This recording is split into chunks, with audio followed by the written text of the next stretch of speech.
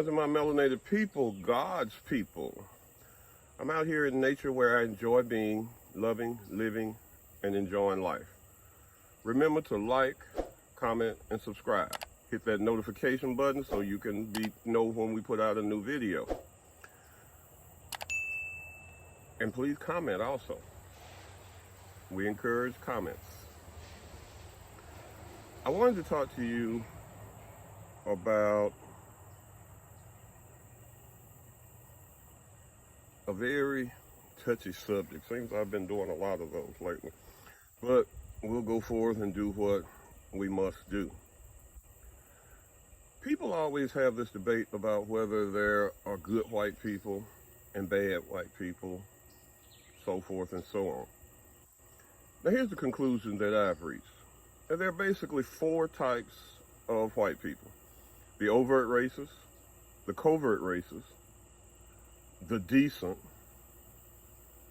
and the good, which is highly rare.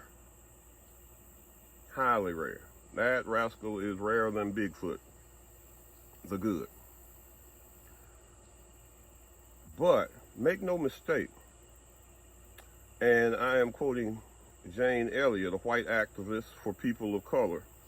And what she said is, if you are white and born in America, there is no way that you cannot be a racist. So even the good ones are racist. They may not know it, may not realize it. But I did a social experiment on the internet, and rich white people, wealthy, or higher ups, 1%, they used to do them all the time on black people, poor white people, Hispanic people. But they don't have to now because they get all their data from our phones, our iPads, our computers, and all of these things. So they don't really have to do them anymore. But what you may not realize is a lot of white people you work with do them on you. Whether together or just on their own fruition. They want to see how a black person is going to act, or melanated person is going to act in certain situations. And they'll push your buttons, and when you act, they'll either say, "Oh, he's a good one," or, "See, just another nigger." That's what I thought. Now, with all that being said, I did my own social experiment a couple of weeks ago. Got a friend request, or I saw her online or somewhere and sent her a friend request. I can't remember who said who. But this lady, white lady, seems to have had a lot of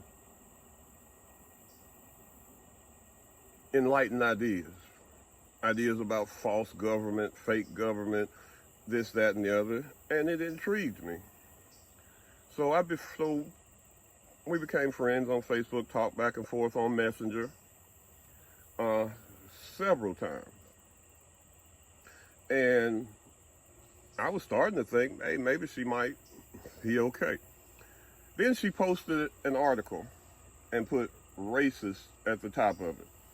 And the article was talking about, I think it was Caltech maybe, or Cal Berkeley, one of those schools out there, was creating a dormitory area. I think it was several dorms, a pretty large area, where white people would not be allowed.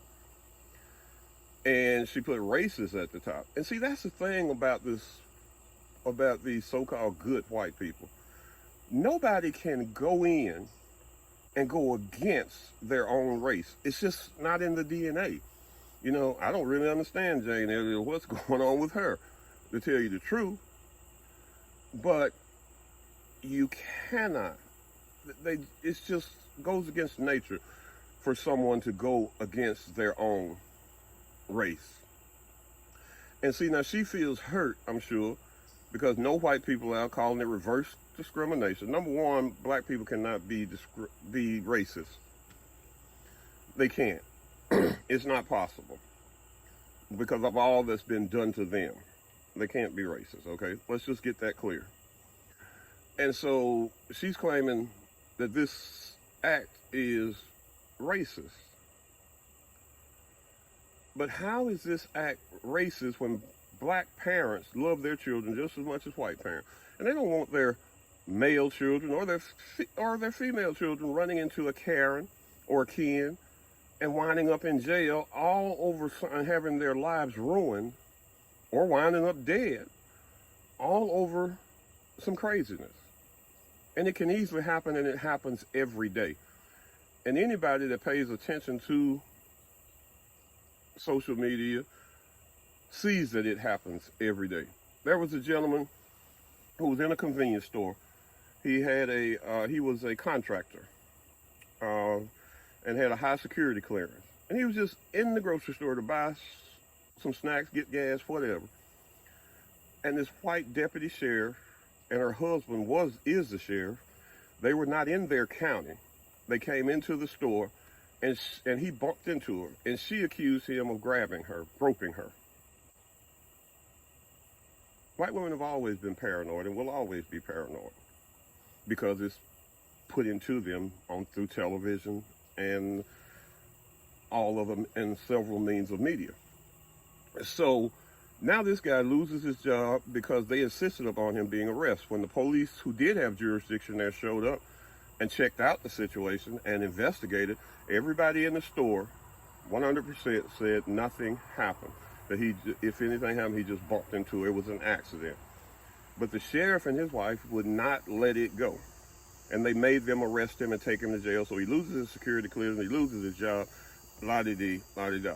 Now I'm sure he'll be cleared eventually, but that doesn't do him any good now while he's jobless and all of this is going on.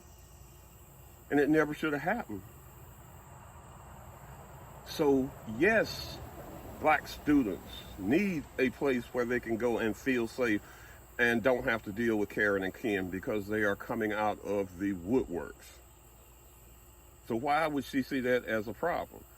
Because even though she knows that we endure Jim Crow, they don't want to do it. They don't want to do it. So what you have to realize is that melanated people, especially black melanated people, will always be pushed toward the bottom because everything that race has, the white race, has built up their hopes and dreams on, that they were the first here, that they invented civilization and laws and government and all of that.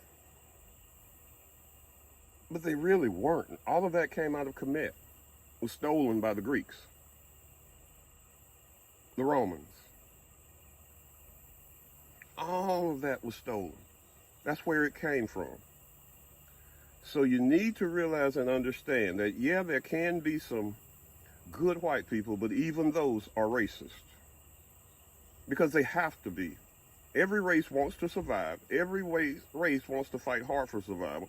So for them to admit the true being and the true essence of melanated and black people, they would have to deny themselves. And nobody's going to deny themselves. Okay? All right, melanated people. That's all I've got for you. Get out there and enjoy life.